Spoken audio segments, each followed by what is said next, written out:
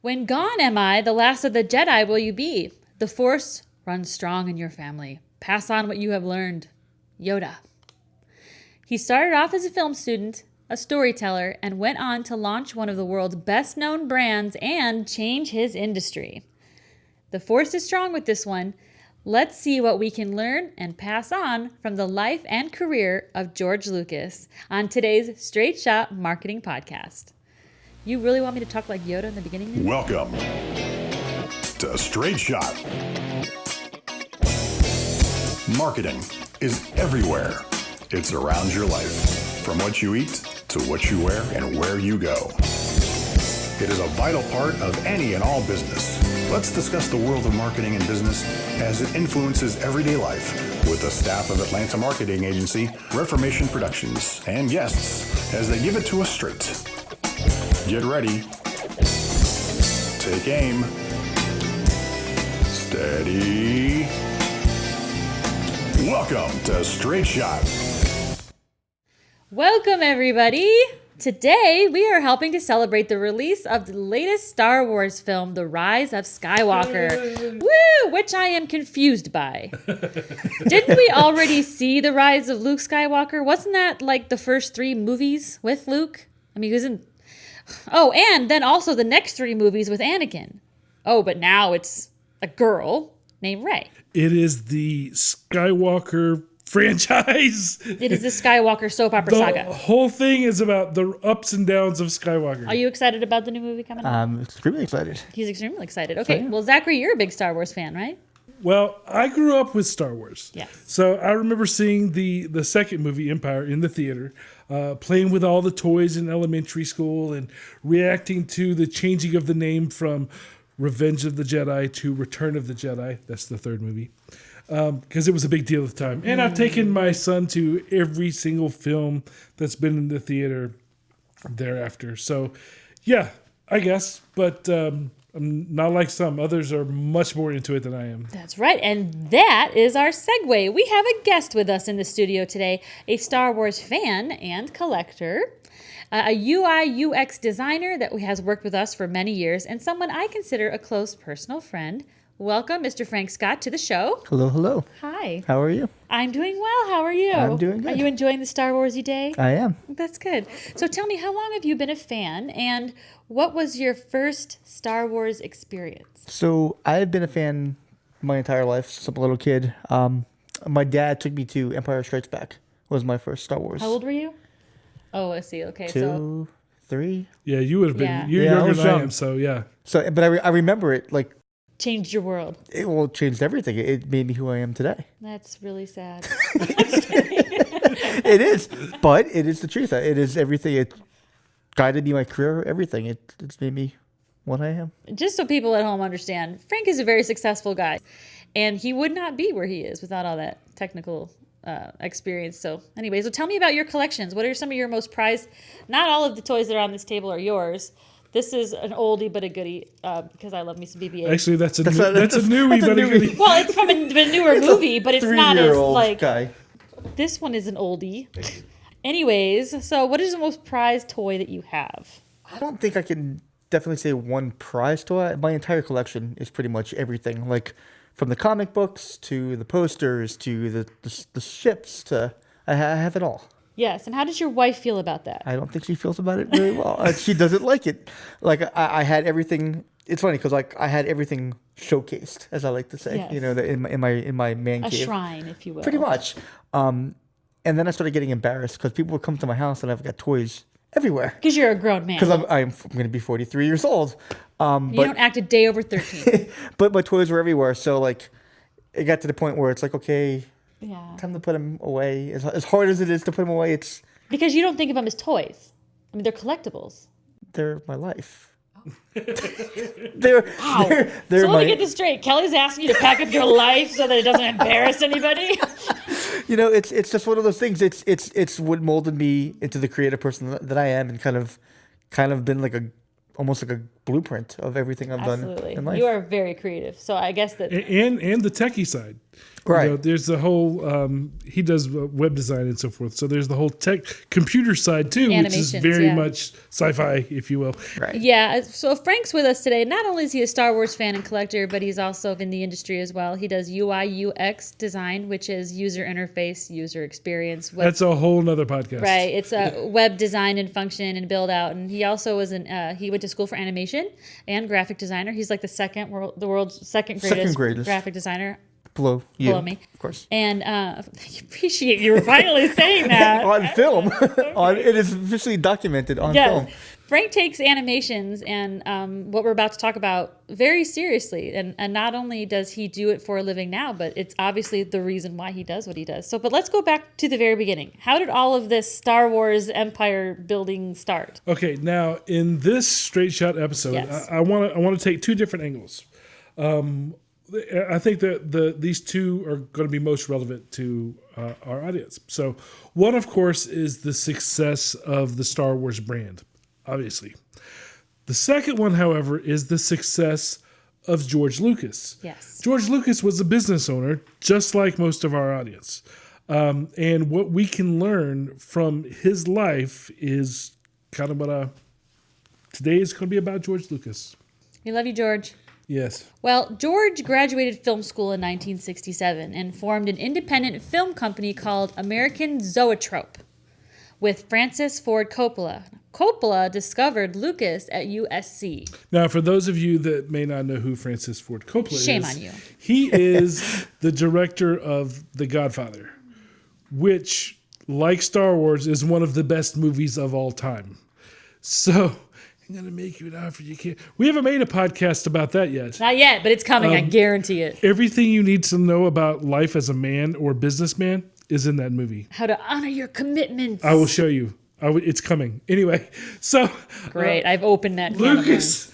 Lucas had won several awards at school, including Best Student Film for a picture called THX 1138 4EB. That's a sexy title. So super long, yeah. So Coppola wanted to make that a feature film. So they made Lucas's first picture, which was called THX 1138, based on his student film, which was 1138 4EB. Yeah. So, but it didn't perform well financially. not financially. No, the studio No. actually wanted their money back. Yeah. So long story short, the company went broke, and then Lucas started his own company, Lucasfilms Ltd. Limited. Yes, George Lucas, like most of you, was a business owner. Yes. Now, just at the time of Zoetrope's failure, something was happening in Hollywood. The old successful studio executives were all retiring, and their successors didn't know as much about filmmaking. So their marketing teams, through consumer research, determined that there was a market for young filmmakers making films for younger audiences. So they decided to back Lucas. At the same time, Coppola challenged him to do a film that wasn't so edgy. So he wrote and directed American Graffiti in 1973. Not as edgy. Not edgy, not at all. It was based on his own experience in the late 50s and 60s, but it was hugely successful. It was a comedy. And that success gave him the opportunity to create a strategic deal for his next project, an epic space opera called Star Wars. Now, Lucas was a creative. He was a storyteller. He had passion, he had vision, he had skill, and he believed in the story of Star Wars. And he had passion, again, to reinvent the classic genre that he grew up with on TV, science fiction. Sci-Fi. Science fiction was not the mega genre that it is now. You see it all over the place now with, Captain Marvel and all the different places, Star Trek, et cetera. But it existed, but it wasn't the crossover success that it Commercial is success, now. yeah. Now, Star Wars changed that. Star Wars brought sci-fi to the mainstream. Star Wars made, sci-fi geekiness cool, right, Frank? It's everything. Well, most sci-fi films like Planet of the Apes, Death Race, and 2001: A Space Odyssey were moderate at the box office at best. The majority of sci-fi films made about $10 million. He didn't expect Star Wars to do much more than that, because it was the standard. Now, in developing the story, Lucas did his research. He wanted to know, okay, what is it that makes a story work? What do people, his consumers, relate to? What do they want? What can I, as the creator, what can I give them using my skills, my passion, my vision? He studied myth. He studied legend, the story arcs and archetypes that were successful throughout the generations.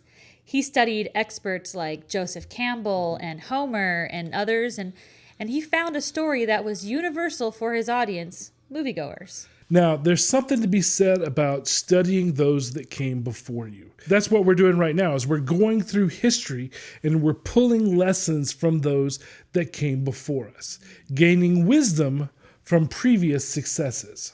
Absolutely. By the time he was ready to pitch the concept for budgeting, he had a huge 200-page script. For those of you that don't know, scripts are they're really small. So 200 pages, was a novel. Is a nightmare. And so he decided to trim it into 3 parts. And the first part was going to be Star Wars. He knew it wasn't going to be cheap to make. So to help him secure the funding, he hired a conceptual expert to help him realize and communicate the story and his vision in all of its glory to the studio executives. And his name was Ralph McQuarrie. And he helped Lucas communicate and sell his story to the studio. The visual communication elements helped the studio understand that need for a larger budget in making the film. 2 things here. First, he understood that his vision needed to be made realistic. He never lost sight of his goal. He just needed to trim it so that what he expected of himself at that moment was realistic. So he decided 1 movie now, 2 movies later. So keep the goal, but do it in realistic stages. Small chunks. Number 2, Lucas recognized that his first audience was the studio executives. Can't sell it to anybody else if he can't sell it to them. Right. He needed to sell his idea through to them. Now, by hiring Mr. McQuarrie, he was able to sell through to the executives the idea of Star Wars so that he could have his dream movie funded. Right. So now that he's negotiated the contract for Star Wars, including the right to make the next 2 sequels, he kept a big picture in mind while handling all the details. And his next task was creating a visual effects company that could do his movie. There weren't any around, and the studio FX departments had been disbanded. So Lucas started buying up equipment from the disbanded departments and founded Industrial Light and Magic. He hired architectural design engineers, model makers, and crews that worked on commercials rather than feature films. They weren't Hollywood people. They were commercial filmmakers, ad agency types, and designers that were used to dealing with smaller budgets and doing things in miniature. Perfect for what he had in mind. They were very creative individuals who dreamed of working on a feature film. They had passion, and they were excited about working on the team for Star Wars. Now, one of the ways that you could see their passion is that they cross-trained. They helped each other out. They were working outside of the standards and norms of Hollywood because they didn't come from Hollywood. So for those of you that don't know what I'm talking about, Hollywood has a union system. And they are very set in who does what task in what way. These people did not belong to that union, which gave them freedom to do whatever was necessary to make this great film. So they were able to create new ways to do things, new ways to make a film. And they were able to focus on the content rather than the money or the role that they were supposed to play in the way it was supposed to be. And this changed the world of filmmaking. Now, that wouldn't always be the case. He ran into more union problems in Britain. The first bit of work was plagued with issues. The studio was very questioning of Lucas's casting choices before they even left for shooting. When they started shooting, they were in North Africa, and the shoots were full of issues related to weather. Worst rainfall in 50 years. Sets were trashed and had to be rebuilt. C-3PO, actor Anthony Daniels, was injured by his own costume. Yeah, it was cutting into his foot because it was brand new. Yeah, because everybody knows you got to work into those shoes. You got to work it out. The R2-D2 actor, Kenny Baker, was continually left inside his suit when the crew went on break.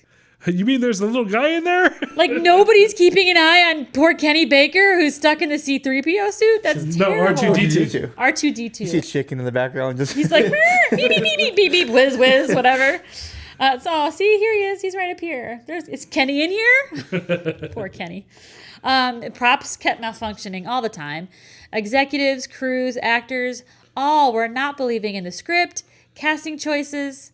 Lucas fell into a huge depression. Yeah, that's a hard place to start, right? Yeah, he did not get off on the right foot. No. So now Alec Guinness, who was the veteran actor, he was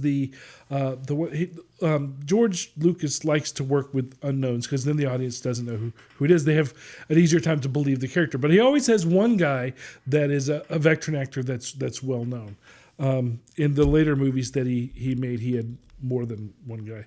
But Alec Guinness was the veteran actor in this group, the one that people knew. And he actually saved it for the crew and the actors because he believed in the story. So when everybody else is mouthing off behind Lucas's back, you know how people do, oh, he blah, blah, blah, blah, blah. It was like, no. Bitch and moan. This is a good story, right? Yeah, he was the anchor that kind of kept everybody from floating away. And things got better once they left North Africa, but there were still crew and cast problems. Some weren't taking it seriously because they thought that it was a kids' movie. The actors thought the dialogue was cumbersome. And it was. Yes. I remember Leia actually saying more than one time, if I'm not incorrect, talking about how people could write the dialogue, but people don't. They just don't talk that way. right. That is hard to do, and it's hard in corporate voiceover work as well. Sometimes, like, It's also very hard. You know how we do movie clips where we say scenes from movies all the time? I know the scene that she's talking about that everybody plays in that documentary when she talks about this, but I can't quote it because it is cumbersome dialogue that would normally come out of your mouth, right? There were issues following the rules of the British Union and keeping the shoot on schedule. Yes. Lucas, again, stepped in to do certain tasks like he was used to with ILM, and he was told it wasn't his job by the crew. So he got reprimanded by his own crew. That's not your... No, wait. Get off my own set. It's in Britain. It's got to be done like this. It's not your job. Stop it. No. It's not your job. That's my job, son. I'm moving on. He was having issues, difficulties completing his vision because of these issues and budget. He grew impatient with the actors, but they did try to cheer him up. With this type of film, one of the things that you have to recognize is that there's more than just actors that you have to pay attention to. Now, with a lot of, romantic comedies, whatever, you have the chemistry of boy on screen and girl on screen, and that's it. This had, the bantha back in the background and this whole thing is this puppet over here and this is moving. There's lots of things to keep their eye. So the actors were kind of annoying to him. Yeah, they were distracting. They were like, "Can you get this right? You're not a prop. I have to do this. You can control it." So, yeah. I mean, I would imagine. I'm just gonna stick up for the actors for a second here. Having to work alongside something that you don't see makes it very hard to stay focused and hard to stay on track. Because and hard to stay enthusiastic because you don't really know who you're acting That whole next to. scene where they had to watch the Death Star blow up. It wasn't there. They're like, that was all done in post.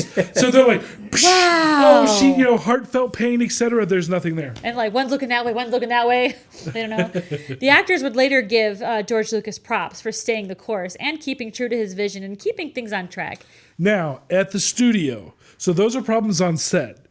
He also had problems. Of course he did. Back in the office. So Alan Ladd Jr. Not to be confused with Aladdin. Was the studio chief at 20th Century Fox. And he was an ally for Lucas. He fought for him He was the hype man. On a regular basis. Now, nearing the end, when the executive board of the studios was panicking over schedule and had decided to give Lucas an ultimatum, Alan warned him that it was coming. December 1976 was the original release date for Star Wars. That's not going to happen. He wasn't going to make it. He was over budget and he was over schedule. Now, Alan told Lucas that the studio thought it was more important for him to be on time than on budget. Oh, there it So is. that told him where he Time is of could the push essence. things. Yeah. So George split the crew into 2 units to shoot multiple things at one time, and he bicycled between the sets to try and wrap up quicker. So eventually, Britain studio shots were completed. And when he got back to the States, he went to ILM, and they had only completed 4 scenes. Can this guy not catch a break? Well, that yes, he had a very rough time starting out. But Perseverance is the name of the game. That's one of the issues that comes with being innovative. They had to create and set up everything before they could start working because it didn't exist, right? So they had robotic moving cameras on blue screens with models. All this was very, very innovative at the time. So they had to build what they were going to use. Yeah, but there they were. They had 4 shots. And Lucas wasn't happy with any of them. No, and Alan had promised the studio that Lucas was making the greatest movie ever made. Hype man! So that promise, Yeah, boy! that promise is what kept them from pulling the plug or firing him because of, oh my God, what if he's right? Nobody wants to be the guy that, pulls the plug on the greatest movie ever made. So that kind of made it where he could keep going well past the limits of a normal person. Yeah, God bless Alan. Because, at the end of the day, George Lucas is trying really hard to persevere through all of these things. Yes. He needed somebody on his side. And Alan always believed in him, which was really, really nice. And at this time, George began feeling chest pains. And he actually checked himself into the hospital. Yes. He was diagnosed with hypertension and told to de-stress. But he didn't. Instead, he doubled his efforts to help finish the film on time. Yes. He jumped into it to ensure that all went well at ILM. Lucas was a very strong production force that came in daily to make decisions and forced them out of their laissez-faire attitude. For those of you that don't know, creative people can be Squirrel! difficult. They have a tendency to get off track, go down rabbit trails, that sort of thing. And so Lucas was able to come in and really manage their efforts. And his drive helped them to meet quota. It pushed them both towards perfection and maintaining the schedule. Now, remember that half of the film was actor related. Yes. The rest, all ILM. Yeah, it was all pretend. Now, once shooting was complete, he didn't take a break, of course. He went right into editing. He came in every weekend, but the first edit he reviewed from his editors was horrible. He felt it didn't capture his vision at all, and when directing the editors, they would argue with him. So, he fired them. All of them. And decided to start over from scratch. He and his wife, plus he hired 2 additional editors, to attack the project of editing the film on time. Now, Steve Jobs, another successful businessman. It always comes back to Steve. He had this same philosophy. If you don't believe in the vision of this company, you're fired. Get out! However, Don't let the door hit you where the good Lord's put you. Lucas was also a skilled craftsman. He not only had the vision, but he could also edit the film himself. He was a Wozniak-Jobs combo. Yeah, Jobs did not build code or computer boards, but you could still see the kinship in successful business traits Absolutely. here, just the same.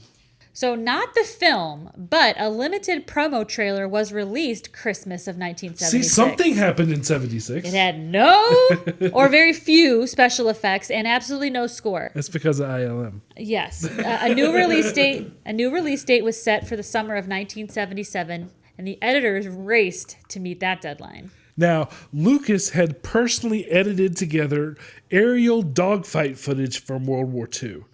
Lucas took a bunch of those and made storyboards out of it of the shots for the editors. Now, it showed them the rhythm, the pacing, and the actual shots for the film. And if you look at them Because there's documentaries out there now where you can see his edit and then the actual film side by side. Shot for shot. I mean, he followed the whole thing like a full blueprint. Yeah, for everything. Yeah, even all the way from turning in the turret, you can literally see it. And yeah, all the animatics followed that, and that's what all the people at ILM too, how they put the effects and everything, use all the original footage, the archive footage for that. So how easy was that, you think? Back in the day. God bless him, right? No, so not only was that cool, but the film's sound design was organic and well edited, including the voices. So here's some voicey fun facts. Chewbacca. That was Zachary, by the way. Not a child yawning. Chewbacca was made up of several real animal sounds. Frank, do you know which animals they were? Dog, bear, walrus. Cuckoo, I think there's also a tiger. Yeah. Lions, tigers, bears. Oh my. Well, Vader's breathing, iconic breathing. Who doesn't know the digital little light bright on his chest?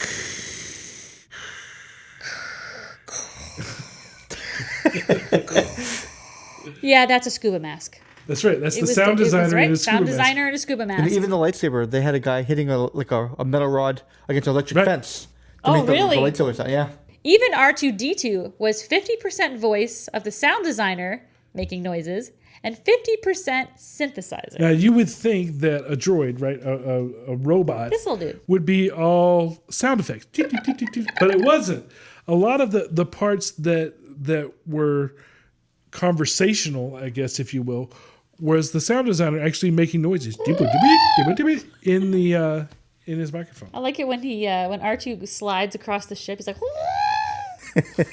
sorry, but that's fine. And then regarding the voices, James Earl Jones was hired to re-record all of Darth Vader's lines so they had a darker tone. Frank, you know a little bit of fun trivia about David Prowse. Okay, so the actor that played Darth Vader is David Prowse. Right. And he originally was the voice of it. Mm-hmm. And that's why there's been a lot of almost like animosity. Like because he sounded like a hamster in real life? Well, because that was the iconic part of Darth Vader, that voice. And the actor lost that recognition because it wasn't him. So it's like he kind of disconnected himself from like a lot of the conventions they had because he was never given that credit because it was James Earl Jones. He was in the movie though. But he was almost like a stand-in when it comes down to it. That's true because you can't see his face. But all of these these actors, and that wasn't James Prowse or David Prowse either. So at the very end, Darth Vader, when they take spoiler, they take the mask off of Darth. It's not him. Nope, somebody else. That sucks for him. Right, he got kind of he got the shaft the whole way around. But if you think about it, a lot of what he did as the actor, he decided how he was going to walk. He carved the path and everything. And all the other, I mean, he was actually doing the dialogue. He wasn't just standing there. So all the other actors were playing off of him. So he should get some He's the props. one that you know what? What's his name? David Prowse. Prowse. David Prowse. He's the one that came up with this. Sorry, but this is a sight gag, and I'm doing the force choke. I don't know that he came up with that. He may have. Well, I'm saying James Earl Jones didn't do that. No. But who gets the credit for being Vader? Like James Earl Jones does. But if you go back and watch like the special features on the DVDs and you hear when they show like the behind the scenes and you hear the actor, trippy, right? Well, it's like that's why we need to replay. It Oh, doesn't have that medicine. Yeah, right. It's not. Well, they even said they replaced him with James Earl Jones because James Earl Jones has an unmistakably full, deep sound. James Earl Jones became worldwide famous for talking in a movie that he wasn't actually in. You're talking about Mufasa? So, no, he was the king in Coming to America. Coming to America. Yes, he was. Yes, he was. Well, what was the? But he was actually in that movie. So they even tried a different voice for C-3PO, but they decided to keep the original actor. Now, Zachary, you know some fun fact about that. Well, again, just like we were talking about with Darth Vader, the original actor Anthony Daniels, right? Mm-hmm. Yeah. He, you know these things, right? You're the resident expert. He was responsible for deciding how he was going to act. He decided that he was going to be, part gentleman, part butler, all of that was decided and came through the voice and the actions that he made in the suit. So he's very brassy, very sassy. He's one that I'm glad that they kept him. It is a little odd that half the people in Star Wars are British, though. Yeah. It totally is. They don't speak like that. Everybody in Britain speaks like that. And we've just alienated like A bunch of people. We're very sorry about that. Not everybody's Cockney. I love the Cockney accent. Yes, apparently. That's not the way it goes, Ringo. Might have some more. Not many people even, unless you're, maybe by now you do, but a lot of people didn't even realize that C-3PO was a person the whole time in that suit, just like R2 was a person inside R2-D2. It wasn't a robot at that point. There was like a skinny little dude running around in C-3PO's costume. So anyways, there were a lot of course corrections over the first 2 drafts, but on the 3rd draft, the studio finally loved it. Now, in talking about post-production, let's remember that we did not have CGI back then. No. So his vision included being able to accomplish these sci-fi effects through practical means. So the sound effects were gathered with an analog tape recorder, and the soundtrack was not synthesizer. He hired John Williams, who went on to do great things for film. And the spaceships were all models, right? And they were shot against a blue screen or photo or painted background using perspective tricks to make them appear larger than life. But even that also meant that they needed complete sound treatment because models don't make noise. Does this finger make my TIE fighter look small? Now, we also saw that those models would lend themselves to the toy market and that those toys would help kids share the story of Star Wars. Now, at the time, licensed toys were based on television shows and not film, and the concept of movie merchandising was virtually unknown. But just the same, this had been part of his strategic deal with the studio. He didn't ask for more money, he asked for more rights. Lucas had a plan. So Lucas saw it as a way to promote the movie, if and when the studio failed to do so. Yeah, he had a big mistrust for the studio system. He did. And so he planned to make posters, t-shirts, and toys to help promote the movie to his potential audience himself, not relying on the studio system. All the elements that the studio didn't consider valuable at the time, Lucas took control of, and that included the idea of making toys for the movie. Now, it made sense, right? The movie's audience was young boys and their parents, and the toy audience would be young boys and their parents. So it was a perfect, underappreciated match. Lucas brought in a marketing director of his own, Charles Lippincott, who had contacts with the Sci-Fi fan base. They knew it was the brand's key target audience to build from. Now, Lippincott secured a deal with Marvel. You know Marvel now because you guys heard of Marvel? The Marvel Universe, right? So he made a deal with Marvel to make Star Wars comic books before the release of the movie. Again, very keenly targeted towards sci-fi fans. Mm-hmm. He also had a novel version of the screenplay published prior to the movie release. Again, keenly targeted towards this sci-fi market. And these two elements built an initial fan base for the brand before the film was ever released. Lucas and company went to every toy manufacturer and they all passed. They did. All except one.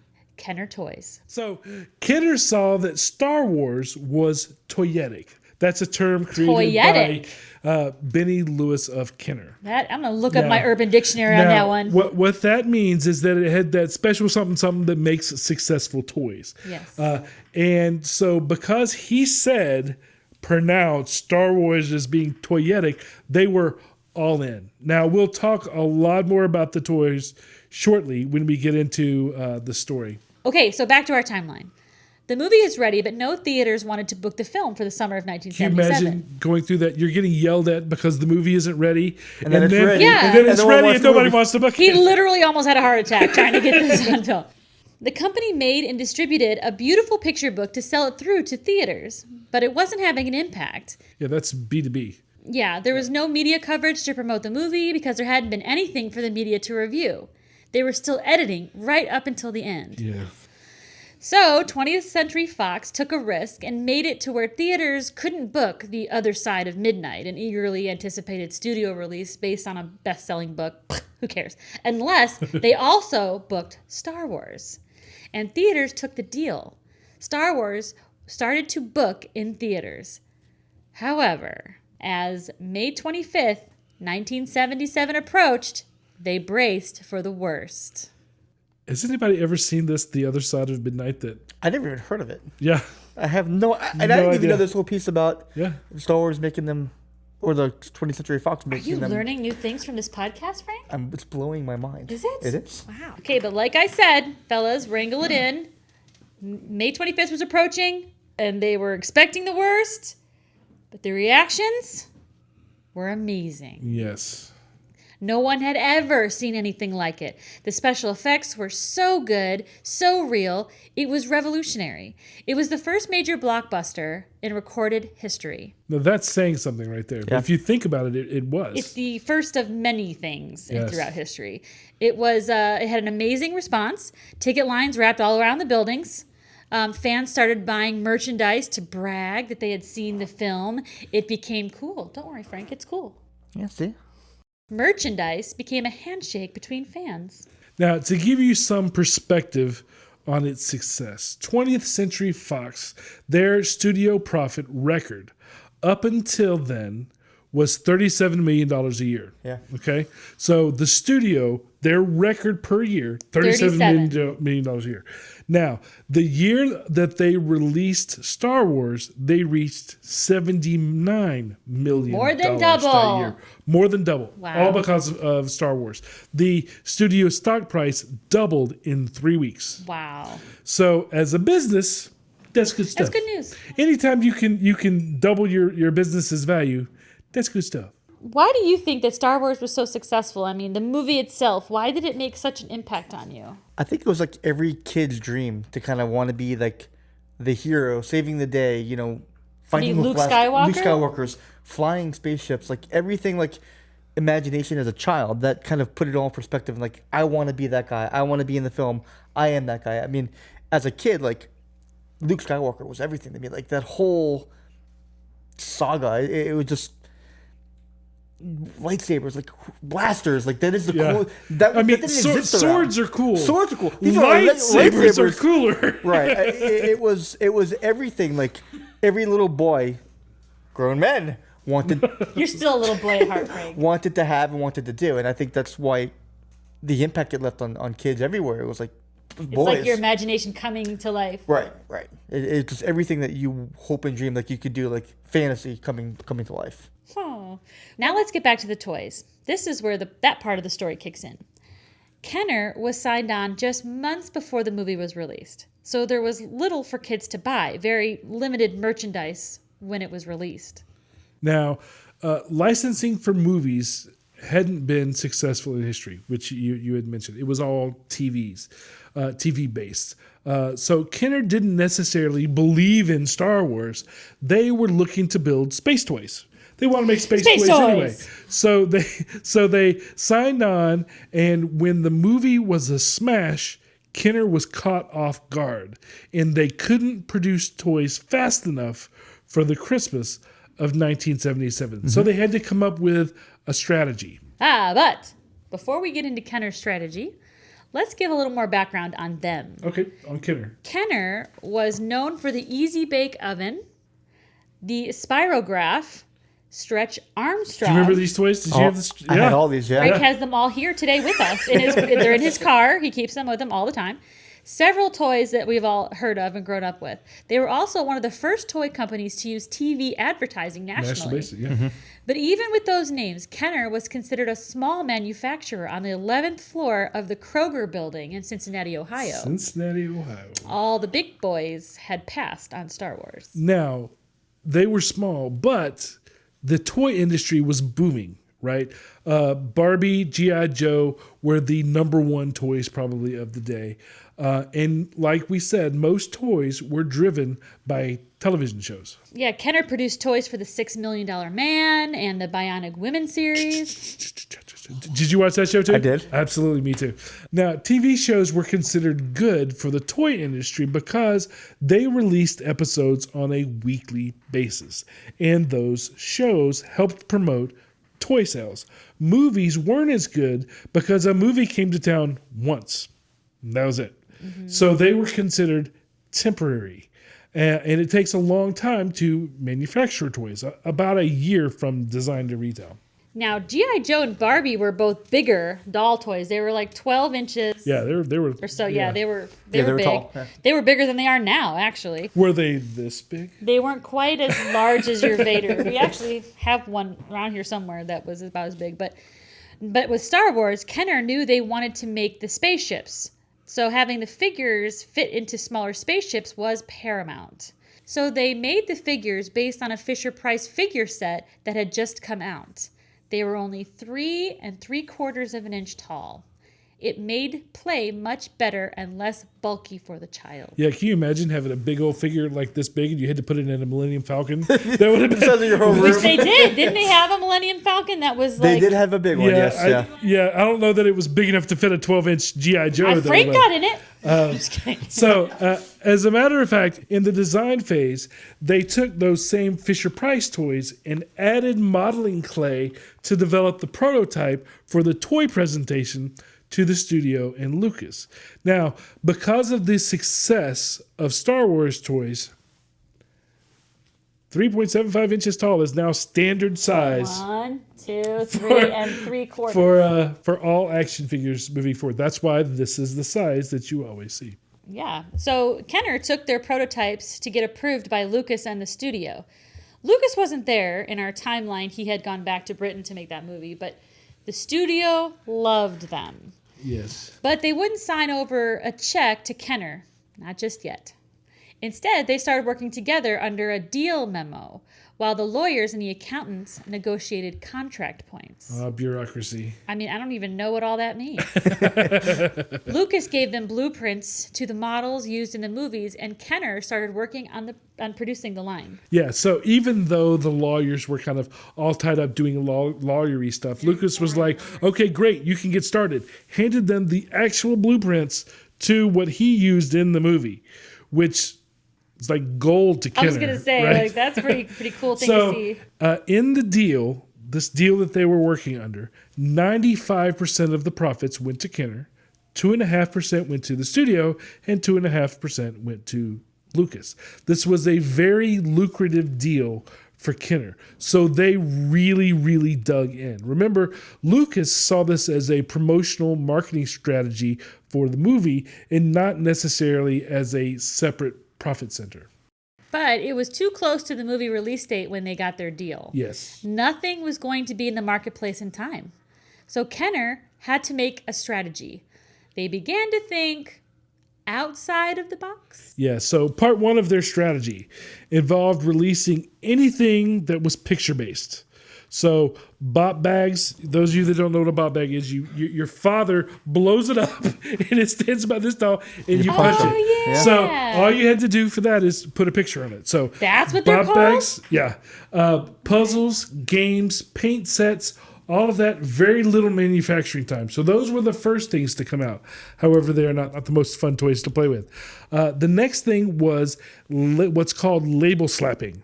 Label slapping is when they take a toy that they've already made and they just make it Star Wars. Yep. So there was a Star Wars Easy Bake Oven. There you go. That's right. There was a Red Baron toy that became the Millennium Falcon gun cockpit toy. Toothbrushes were all of a sudden made Star Wars. Headsets were made Star Wars. So there was a lot of that label slapping. Do you guys have any of these? I did. I remember I had like it was like a stand for your toys that they had it for like Buck Rogers back in the day, and they I remember the Star Wars label slapped on there, but they had the same thing for Buck Rogers, and they had the thing for Lost in Space. Yours just happened to have a sticker on it that says Star Wars. Yep. So part two of the strategy was much more creative.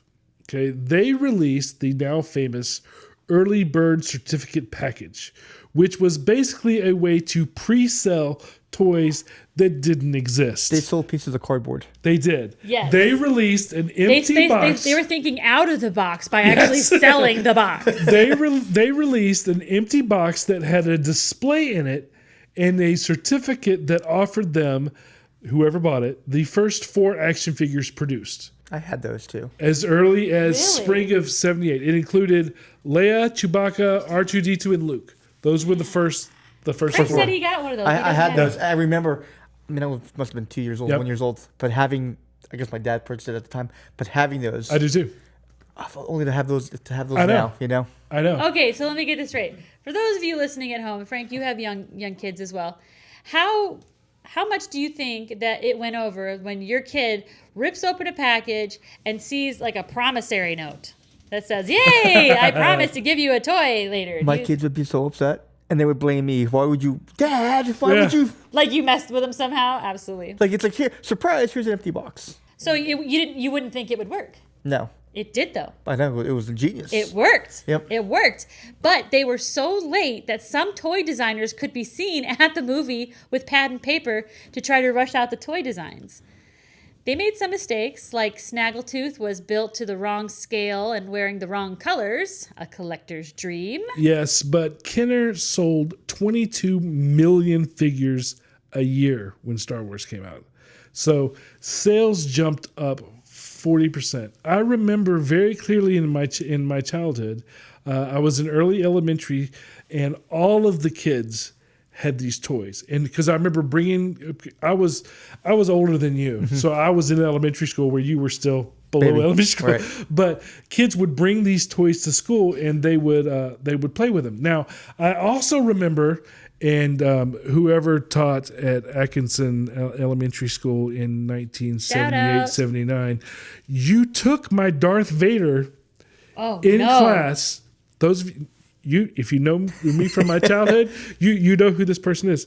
Braden, you need to find a picture of this man and flash it on the screen. It was a woman.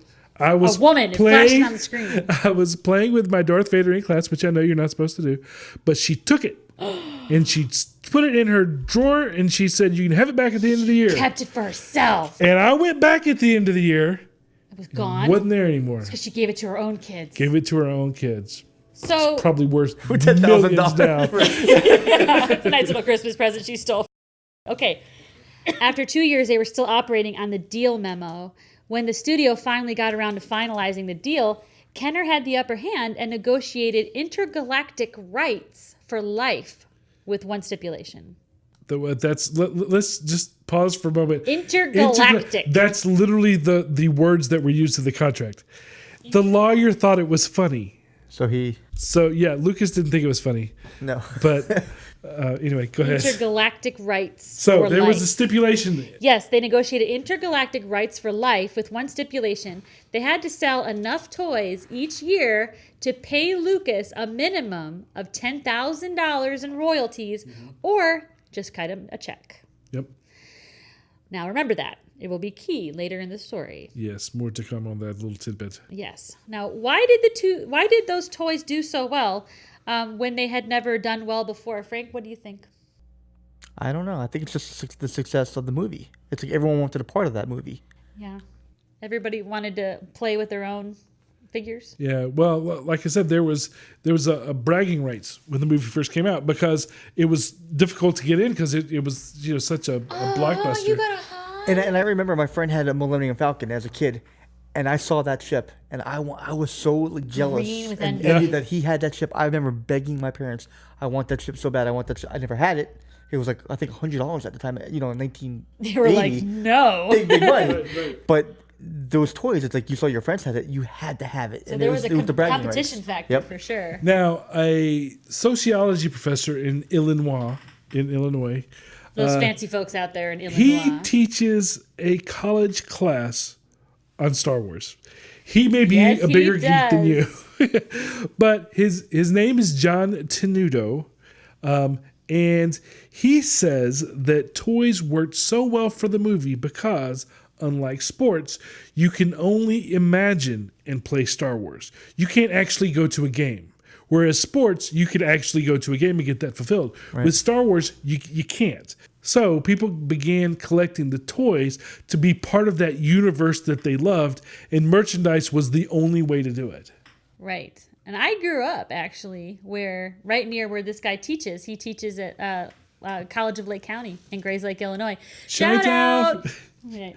All Chi-town and stuff. Chi-town homies are the craziest. Absolutely. Now, there was a lot of merchandise out there. A lot. There were Darth Vader tooth sabers.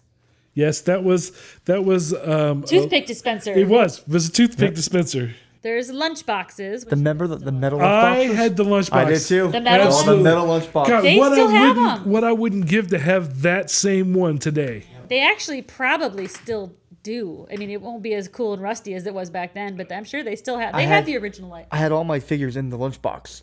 Remember they had the Darth Vader case? Yes. That came out. So before the case, I had the lunchbox, and I put them all in there, and then the case was out, and I was like, oh, the whole Darth Vader Your case. parents are like, oh, great, now we've got to get that. And they just throw the lunchbox away. You're like, this is a dumb gift, Mom.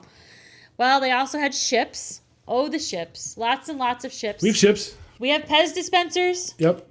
bubblegum cards, games, shampoo. I remember Princess Leia. Princess Leia, yeah, there's you a were telling- famous thing she was saying.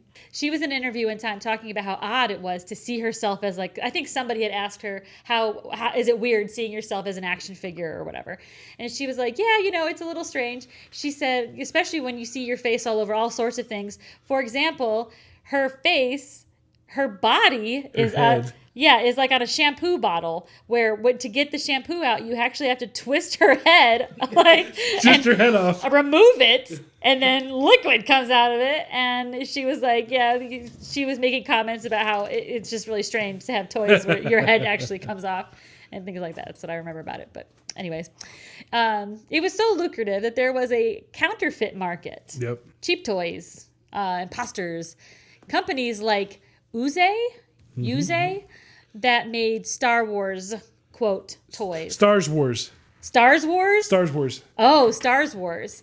They were unlicensed, and in Turkey, the country Turkey, they made toys like Darth Vader, Chewbacca, Blue Star. That was a Hoth Stormtrooper. Stormtrooper. Yeah, it was a blue. So it was a blue Stormtrooper? Okay. Blue Star. Headman with shield and sword. Not relative to Star Wars at all. They still sold him under the Star Wars. The Stars Wars. Maybe it is real in Star Wars. You don't know. You haven't seen Star Wars. It's funny though. This is such a huge collector's market to try to find it these is. toys now. Now to Yeah. find the imposter toys? Absolutely. An Imperial officer at the controls of laser guns on the Death Star, but the packages featured a calculator as the control panel. Yeah, they went through all the trouble to make this Imperial guy, and then in the packaging for the material, it's literally a calculator that he's sitting in front of. Have you seen that I one? have. It's amazing. Yes. To this day, just like Frank said, these counterfeits are still around in the international market, and there is one called Starwart. Star Wars. Starwart. Now, there's also some strange. I was really hoping that was a typo. No, there's also some strange compilations that are out there. In Spain, they had a co-brand with Colgate and Bib Fortuna figure. So if you ordered this Colgate, you got this Bib Fortuna figure with it. Now, the correlation is that Bib Fortuna has the worst teeth in all of Star Wars. So we'll throw a picture up so you can see which character he was. But there was also in China, there was a wind-up Dalmatian stormtrooper crawbaby. That sounds incredible. Still, what wins the strangest, most Frank just identified non-relative his must-have Christmas item. thing ever. Oh, goodness. So the Star Wars Holiday Special. The greatest piece of film ever created. Are you sure? That holiday special was is so bad, So bad. that Lucas refused to let anybody see it. And then YouTube. Yeah, I was gonna say available on YouTube right now. Well, and So- as soon as you tell people they don't want it, that's when they want it. So the Star Wars Holiday Special, which yes, really indeed it is bad. Cartoons, toy advertising. This is what all kept the brand alive in between movies. So it did help to promote the movies and keep Star Wars top of mind for children. Now, Kenner even began making toys that they said were off camera. Oh, that's right. To expand the world of Star Wars. Now, as Lucas, I would have been like, you're doing what? But he didn't mind because he thought it just gave more life to. No, he wanted people the to keep story. telling the story. He loved the story of Star Wars. So Space Toys had taken over Space Toys! that place where Cowboys and Indians once were. So Cowboys and Indians were number one in the marketplace at one point, and then after the First World War, there was military toys. Now Star Wars and Space Toys had kind of taken over that space. But after movie 3, Yes. George Lucas said that they are going to let the brand rest. So Kenner needed to back off. Now, if you look at Lucas's timeline with the franchise, the first 6 movies, out of order as they may have been shot, the movies made $7 billion. Okay, That's billion with a B. the toys made $14 billion. That's So twice as that much. just gives you an idea as to the importance of the toys to the brand. Toys, very important. Frank, what toys and merchandise do you have in your collection? I know we talked a little bit about it. So like my prize stuff is the original stuff. Yeah. Like the Ewok Village, Cloud City, the Hoth, where they had like the Frozen with the gun. Really? Then they have the a lot of the newer stuff I've got too, like a lot of like the Black collection. I have all of Are it. they in the boxes or are they out in play? So everything from '98 when Phantom Menace was coming out to now is in the box, except for the kids stuff my kids got too. I've got all that in the box. The prequels I played with. I don't have any of the stuff though that I had the duplicates with one in the box. Right. The one in the Yeah. box gone, but the one I played with I have. So I still have all of that. It's probably given to Goodwill because it was still in the box. It was given to Toys for Tots. Probably sold to pay for your college or something. So the real question is, Frank, do you have a Jar Jar? I hate Jar Jar. I know you do. I do not want to. Do you own a Jar Jar? I probably do because when Phantom Menace came out, I made sure I had every character that was in the box. So I probably have it. You begrudgingly bought one? Don't know where he is. Don't really care where he is, but I'm sure I have it I somewhere. think the dog Lily probably has it. Maybe. Search for So toy. some more perspective. Lisa! Some more perspective. Kenner made $100 million in profit the first 28 years that they existed.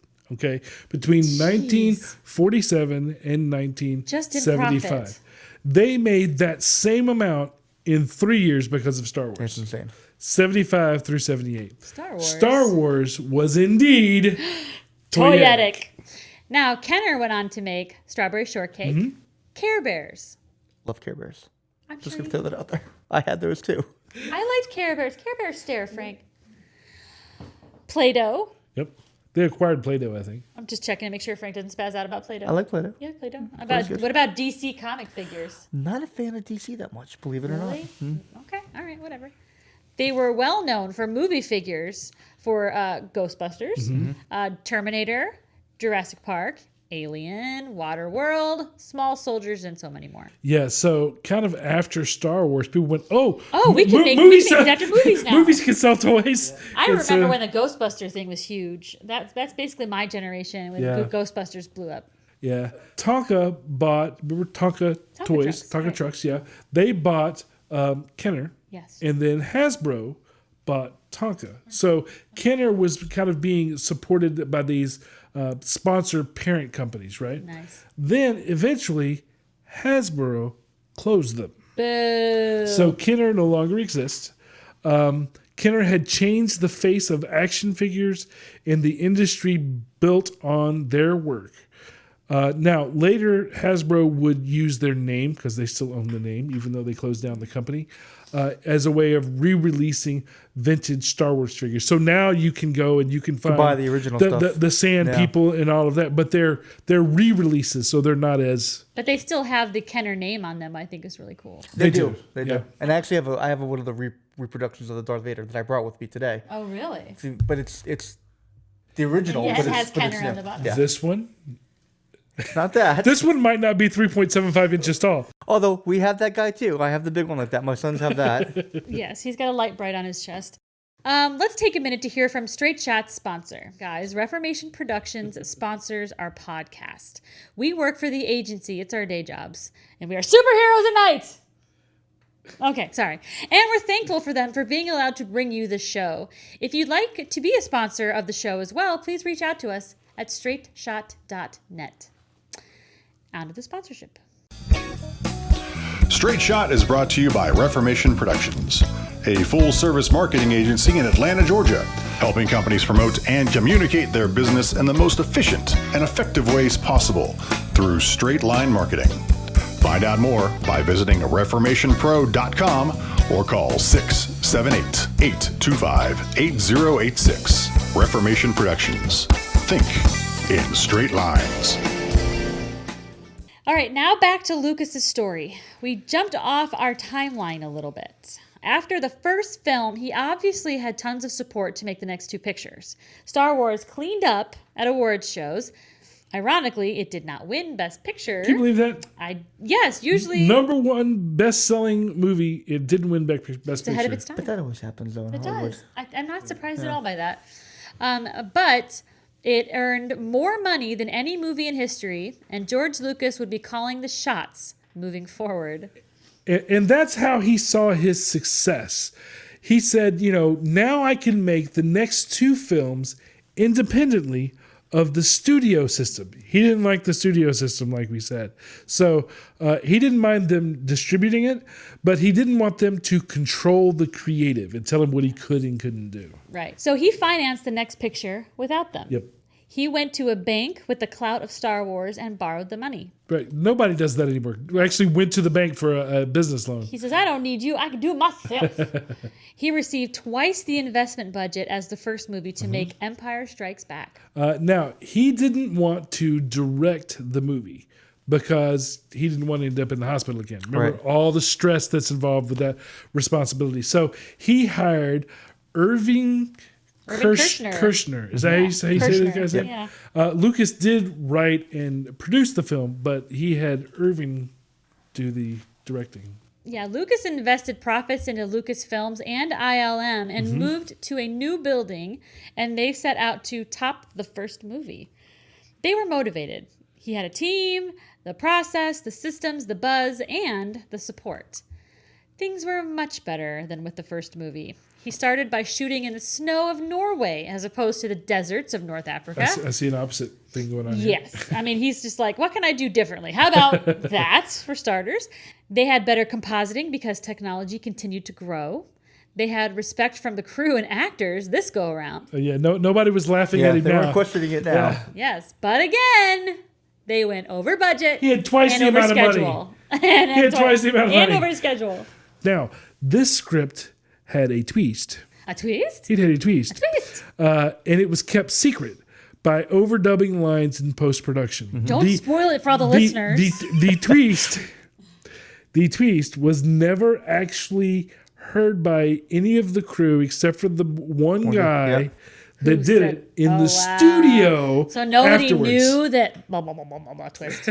So while they're doing lines, they just did a different line. Everybody thought that was it. I can't remember. Do you remember what it was? No. Yes, I remember what it was. It was that Obi-Wan Kenobi killed his father. That's right. That was the substitute line that was they supposed used to be the big thing, the big reveal. And then they changed it in the studio afterwards to I am your father. Spoiler. The greatest line of all time. Daddy issues? What? And most of America remembers it wrong. Yes, that's true. Which is ironic, I think. am your father. But on May 21, 1980, Empire was released. And it surpassed expectations. Wow. So Lucas again reinvested his profits into his companies. He had Skywalker Ranch, ILM, Industrial Light and Magic, THX, remember his movie? The Sound. Right? All sound. That was his sound. Lucasfilm, Yep. which was his studio. Now, LucasArts, which is video games. Yep. And Skywalker Sound, which I'm assuming is a studio. Yeah, how is that different than TH? I don't know. Yeah, THX is actually a sound system. Yeah, so like you never in Yeah. the 80s and Yes. 90s you hear the wah. Yeah. So he had built a world to create his movies separate from the big studios. That was his goal. Not only to make a movie, but to build a business. Jeez, it makes me think of the whole "if you can't beat them, join them" cliche. But it's like if you can't beat them, then just screw it, make your own. Make your own. All was great until the Directors Guild got involved. Star Wars moved the film credits to after the film to maintain the dramatic opening shot of the movie, but the guilds had allowed it. The guilds, Yes. okay. Now let's think about that for a minute. If you remember, particularly in the first film, because that's where it was most impactful, you had that opening shot, right? So you had the title sequence, Right. and then you had that huge, larger than life Star Destroyer. coming coming into over. the shot. If he had put the credits in the beginning, like most do, it would have ruined that entire setup. So he was absolutely right, except for the fact that they let him do it the first time. They didn't want him to do it the second time. Yeah, they didn't really like it. But with Empire, they fined him for doing it. And they tried to Yes. get the picture pulled from the theater. They did. Then they went after his director. Yep. Lucas paid all the fines, including for the director, but he was very angry. He was extremely angry. If you remember, he had problems with the studio Hollywood types in Britain. And now the Directors Guild and the Actors Guild are trying to find him for something that he's already done that's already successful. He was pissed. He's an angry little Ewok. He has done so much for the industry, and they're just coming after him. Money, wanting more money. Like they don't trust him. They don't have faith in him. That's So what it feels what like. he did was he pulled out of the Directors Guild, pulled out of the Writers Guild. Did he make a new guild? He pulled out of the Motion Picture Association. He everything that was industry related, he stopped. Yeah. So here's a man that has redefined the industry. They came after him for more money, and he found it, and I agree, very disrespectful. Again, this guy keeps getting it from all sides. Yes. Now, Alan Ladd Jr., the studio chief at Fox, quit because the board at the studios questioned him about the deal he had made for the studio with Lucas. Greed was all around the franchise. It's like when someone wins the lottery and the world around him just turns completely evil. It's true. That happens. You have family members you never heard of come out and ask you, everybody starts treating you a certain way. Yeah, how many cousins Daryl do you have? I know, right? So at this point, Lucas took his next picture, Raiders of the Lost Ark, Super to Paramount awesome. for distribution. Yeah. So, you want to play that game? Fine. You don't get the next one. Okay, bye. Yep. Yeah, so Lucas, but okay, so the third Star Wars picture was under contract to Fox. Right. So he couldn't pull that one. But again, he financed the next Star Wars picture, Revenge of the Jedi, himself. He did. But people still had their hands out for anything Star Wars related. When going through location scouting and pre-production, they called it Blue Harvest, so people wouldn't bump up the fees on them. Well, that worked just fine until they saw Mark Hamill, Carrie Fisher, and Harrison Ford all together on one set. That's kind of a giveaway. Yep. So the movie was renamed Return of the Jedi and released May 25th, 1983. Yes. Like I said before, a little earlier, it was called Revenge of the Jedi first. Yes. And I always thought that was a cool name. And then they changed. We didn't have social media back then, but I remember there being Your a buzz. opinion did not count. I then. remember there being a buzz and people hating the fact that he had changed the name. But they had everything branded too, Revenge of the Jedi too, like They posters did. I mean, and all yeah, that stuff. absolutely. Do you have anything with Revenge of the Jedi? I on did it? back in the day, not anymore. Which makes Man. it that much more collectible because he changed the name right at the end. Yep. We're literally like right Wow. before it hit theaters. Yep. It was So switched. really, for Frank's mom and dad who are listening right now, these are all of his childhood memories that he's talking about that have gone up in smoke. We don't know where they are. Your dad is sitting on; he's hoarding them all for He has himself. them all in storage somewhere. He does. No, he probably has it in some garage somewhere. He forgot about it. He's like, oh, this giant green tub that says Frank on the side of it. What is all of this? Dad, that's like $100,000 in merchandise. So anyway, after this movie, the script he had written years before had finally been completed. Yes. That's when he decided to rest the Star Wars brand. He had taken little to no breaks. He had also gotten divorced and was a single father. So Star Wars was over. But he had innovated the industry and continued to do so through his businesses. He did. Lucas created CGI, which is computer generated imaging. He created the Pixar animation computer for the technology in filmmaking aspects. And once that was made, once the team finished making it, the team was really excited. Let's make a movie with it, right? Because they finally made this tool. Well, Lucas wasn't interested in making a movie. He's like, and so, I'm good. So he sold it And that's where Pixar Studios came from. Enter Steve Jobs. Steve Steve Jobs picked that up. Yeah. And Yeah. the circle of life continues. He also continued working with Steven Spielberg through ILM. They were friends. And so he worked with him on Jurassic Park and was able to make a realistic CGI for Spielberg's picture in Jurassic Park. Now, that was a really big deal when that came out too, because it was the first time that you didn't have to use claymation and it actually looked real. So he made it fully generated. he made, I mean, with what he did with CGI is just amazing. Now, this year, ILM worked on The Irishman, which is a Scorsese film. It's Netflix on movie. Netflix. Right. Yep. And he brought innovation to it with CGI makeup and aging variations for the actors. reverse Have you aging. seen it I yet? have not seen it. Yeah. Yeah. He can make them any age he wants to. Yeah, isn't there like That's a a term big thing for now, it? though, is the aging. And It's like called younger reverse and- aging or something. Yeah, Zachary and I actually caught The Irishman recently. Very good movie, by the way. You know that Martin Scorsese really knows what he's doing. You know, he's really got his finger on the pulse of gangsters. But anyways, there are some amazing, very subtle but amazing special effects done in the aging variations of the actors. And it was very surprising because we caught The Irishman because we were fans of Martin Scorsese and all that.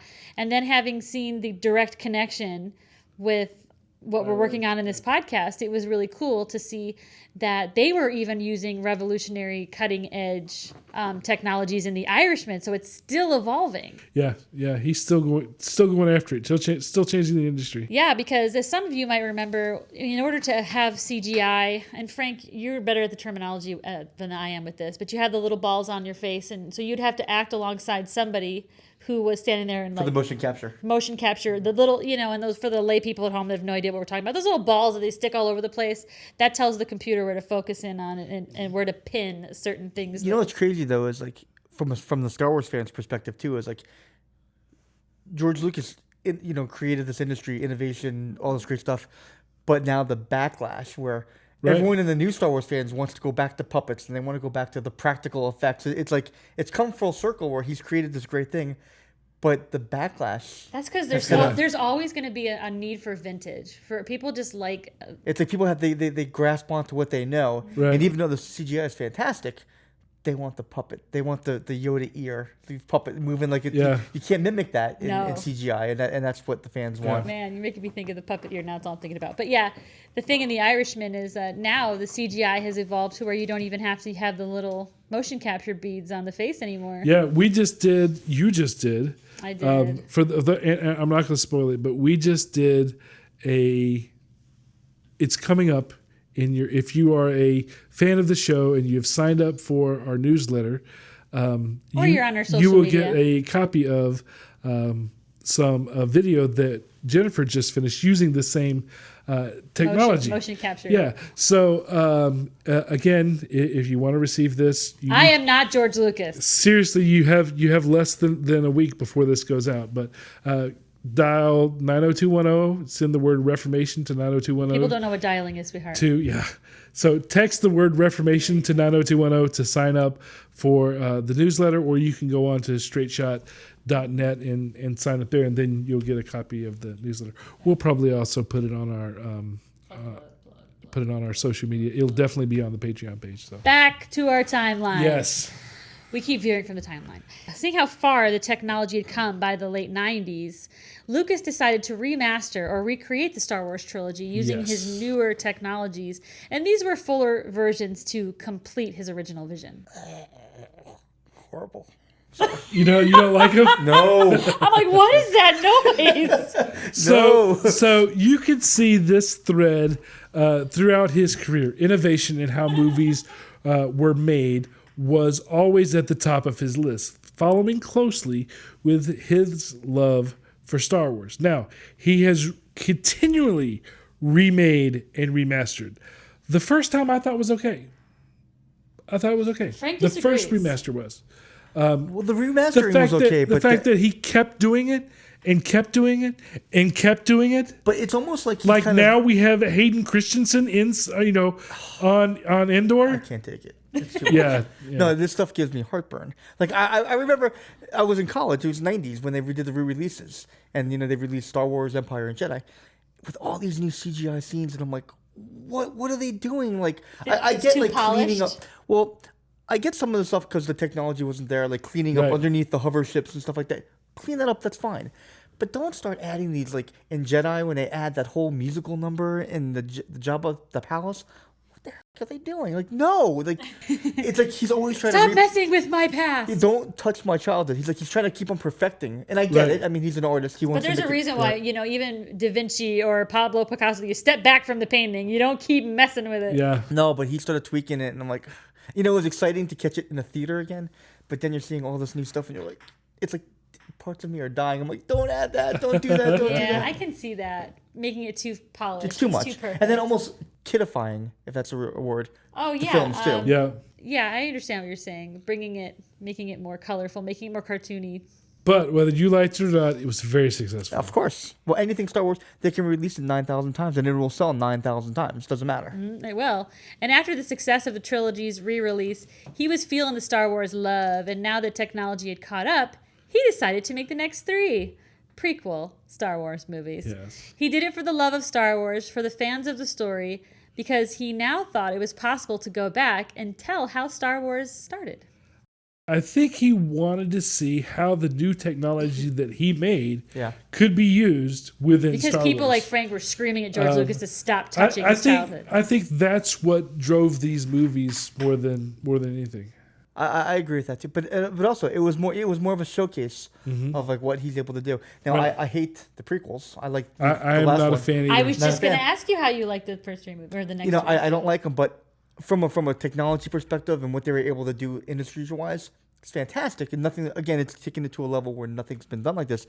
But no, it's not Star Wars. It doesn't have the magic. I like you. I was not a fan, Not a fan. of the first 3 movies, but they were Star Wars, Right, and that alone was good. right. You right. will hate it at the So- theater every time you go, which is 12 times. Yeah, I mean, I didn't like the movies, and I saw them 15 times each. I mean, I'm not gonna. I went to the theater for like 2 weeks straight. I kept.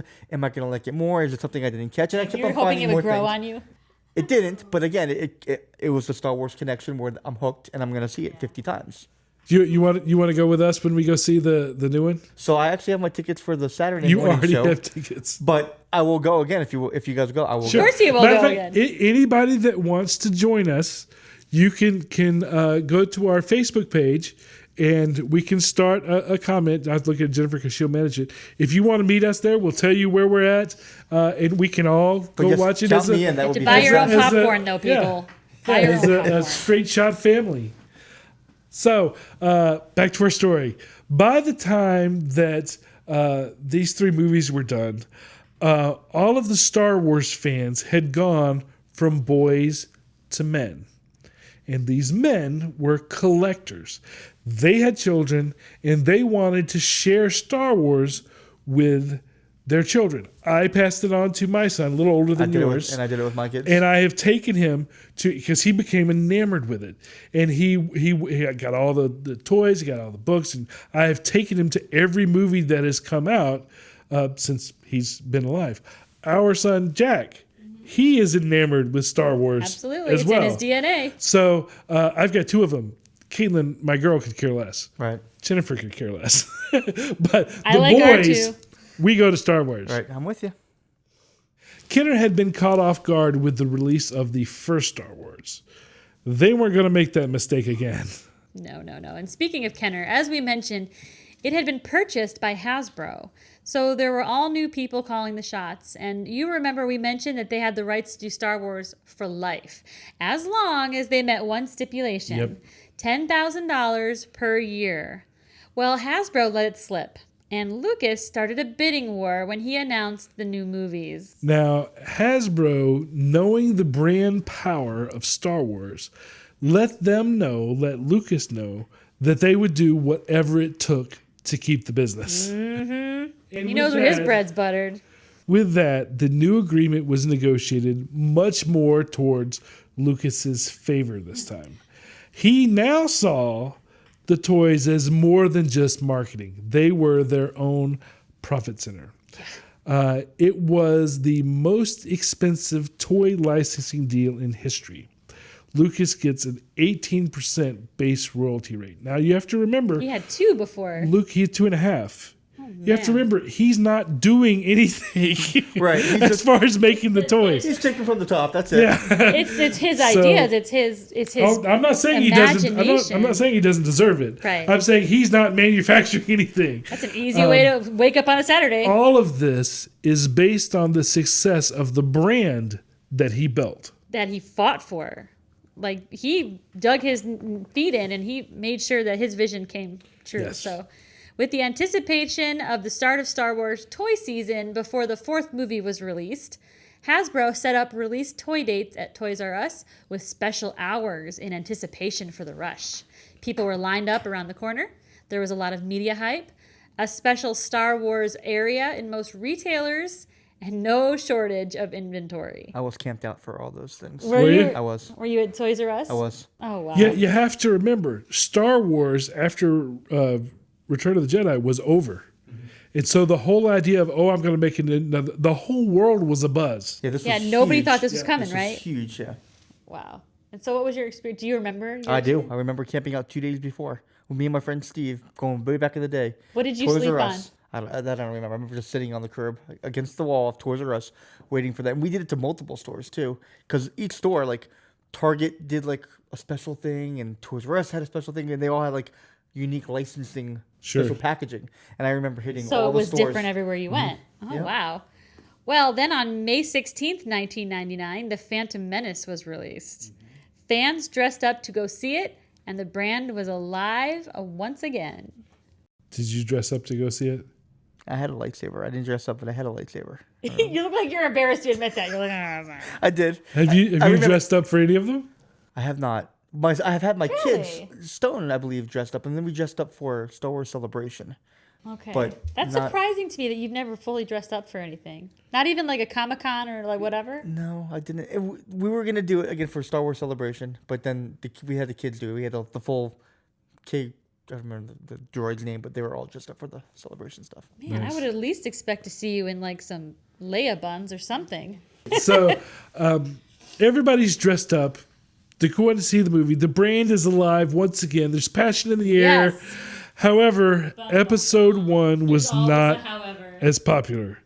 People didn't like the movie as much because there's nothing to fill a child's fantasy like politics and economics.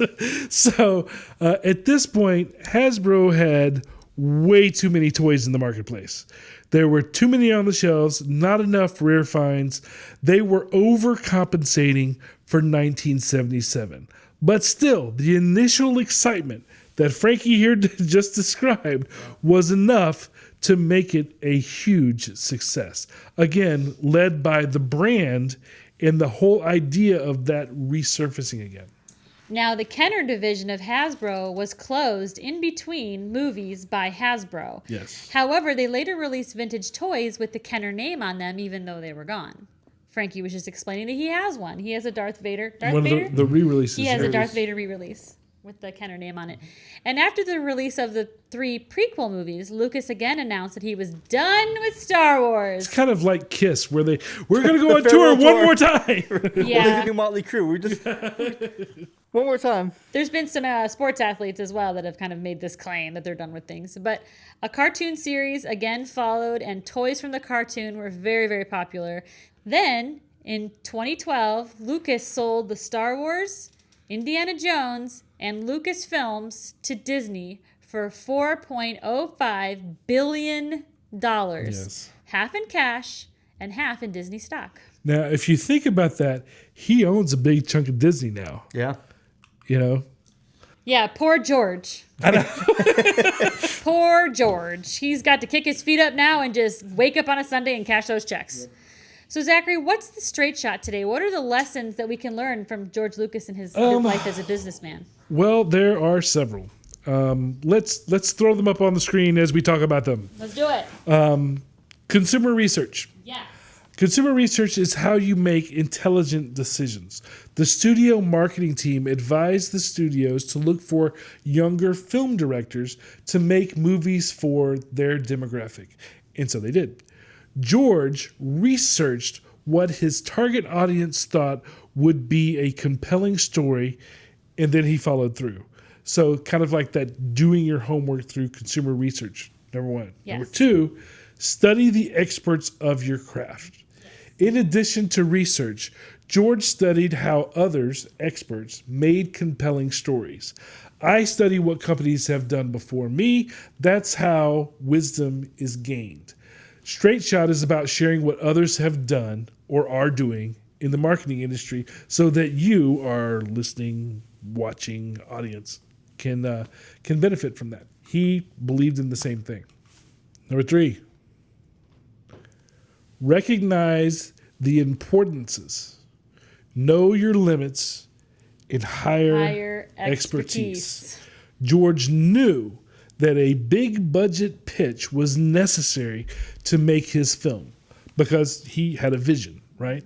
So he hired Ralph McQuarrie to help him communicate his story to the studios and to bring that vision into visual reality. Ralph designed the look of Star Wars jointly with Lucas. So let me tell you just for a minute about how important his part was. Lucas had the story. Lucas did not draw. Lucas did not paint. Lucas told this story to Ralph, who then decided what it would look like. And everybody thereafter followed the direction that the two of them had set like up. walking around inside George's brain and trying to make it three-dimensional. And figuring out what was going to work from what George was describing. So that's one. George also knew that marketing was very important to ensure his success. So he hired his own marketing director to work for him instead of trusting the studio. There was already a marketing person at the studio, but he wanted his own. He wanted his own. But he also didn't try to make his own toys or merchandise. He contracted with experts to do that. Know your for limits. him. He also hired a director for his remaining movies. He remembered the physical limitations and the stress. He still worked on them, but the responsibility, the stress, fell to someone else that he had trusted. Raiders of the Lost Ark, still a great movie, but he let Steven kind of shoulder. Yeah, that's a little bit of self-care happening there. Another part of knowing your limits is partitioning out your ambitions. 3 movies, not one watered-down film. And a lot of times what they'll do is they'll have this big story and they'll water it down to try to make one, and it loses its magic. Yeah, Peter Jackson was just like that. He kept his vision for what he wanted. He just cut it into 3 different parts and made a saga out of it, right? Next, gain allies and others that believe in you and have passion for what you are doing. Alan Ladd Jr., Alec Guinness, those that helped start ILM. He also fired editors that didn't believe in his vision. So keep those people that believe in you. They are good for your soul. Naysayers, get rid of them. Bye, Felicia. Absolutely. Next, yes. Again, lots of these from Is his. Is still 3 or are we on 4? No, I don't know what number Is this we're on. A or B? I'm lost. So the next thing is to believe in yourself. Have passion. Have drive. Stick to Don't your guns. give up. Yes. It's not too late. Lucas had to innovate and push through depression and naysayers. And a heart attack almost. He had Hypertension. He had the drive to continually move past these setbacks. Setback after setback after setback from like huge things. Like grand the scale. guild, the Directors Guild. Managing a lot of people's expectations. Right. True entrepreneurs are special people, and they should be celebrated. It takes a lot to see your vision through. Hiring the right people, firing the wrong people, managing the process, keeping your vision. There's an awful lot to being a business owner. Absolutely. I mean, just the doubts that you might have on a regular basis of whether or not what you're doing is the right thing, or if, the time that you're taking away from your family, is it worth what you're working on right now? And in most cases, the answer is yes, keep at it. George firmly believed in his vision, his story, his project, and he gave more than 100% of himself to make this happen. And he actually absolutely sacrificed a lot of his time to do so. Well, as a business owner, you have to. Because if you don't do it, nobody's going to do it. Nope. So if you don't have the drive to move forward and be successful, you won't be successful. All right, next one. Don't be afraid to go outside of the box. Innovate. If something doesn't exist, don't be afraid to make it. Don't be afraid to be the first person to do something. Oftentimes, greatness comes from taking those risks. Make sure you get a patent. True. Protect yourself in the process. But also, fail and fail fast. It's kind of Right. what innovation is. Right. Keep going. Next, see the big picture. This is a gift that I've learned that not everybody has. But Lucas knew his grand vision and what it would take to make it happen. Story vision, movie vision, business vision. He had it all laid out of what it is that he wanted to do and how he was going to go about doing it. He also understood the initial audience and how it would build the Star Wars brand and recreate the genre. Next, strategic thinking. Strategy is another specialized mindset that often goes hand in hand with being big picture. Patton was a strategist. Steve Jobs was a strategist. Not everyone has the skill set. Lucas's hired marketing experts did. Kenner did. So strategy was a big piece of the success of the brand. So the next piece is content over finances. Whatever it takes. Again, Lucas was true to his vision and doing it the right way and not having shortcuts. He wasn't as concerned with money. Lucas was more protective of his rights than his profits from the studio. He was willing to negotiate money away a lot quicker than his rights to keep creative control and control of his vision. So that was very, very, very important to him. The last thing, presentation matters. He had to present his idea to the studio. He had to present his idea to the bank. Then he had to present his idea to you in the film. Presentation, how you present yourself, matters. And he showed that several times through his life. George Lucas, a creative, a visionary, and a businessman. I hope you guys enjoyed our exploration of Mr. Lucas as a businessman today and were able to pull some value from his story that can relate to your business. If you do find value, please consider supporting us on patreon.com/straightshot so we can continue to bring you these shows. Thank you guys for joining us today. Thank you to our guest, Frankie, for coming out to play with us. Thank you. And have a super galactic, interstellar, no, what is it? Intergalactic. No, it's may the force be with you. Merry Christmas. Have a wonderful season. Happy New Year. May the force be with you. Bye. Bye-bye. Bye, guys. Thank you for listening. If you found this podcast informative, we hope you'll pass along our web address, straightshot.net, to your friends, colleagues, and business associates. And please leave us a positive review on our Facebook page at facebook.com/straightshot.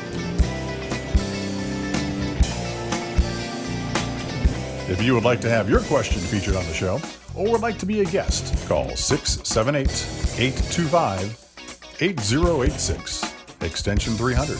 Or you can email us at info@straightshot.net. Be sure to download the Straight Shot podcast app on your smartphone to hear previous and new shows.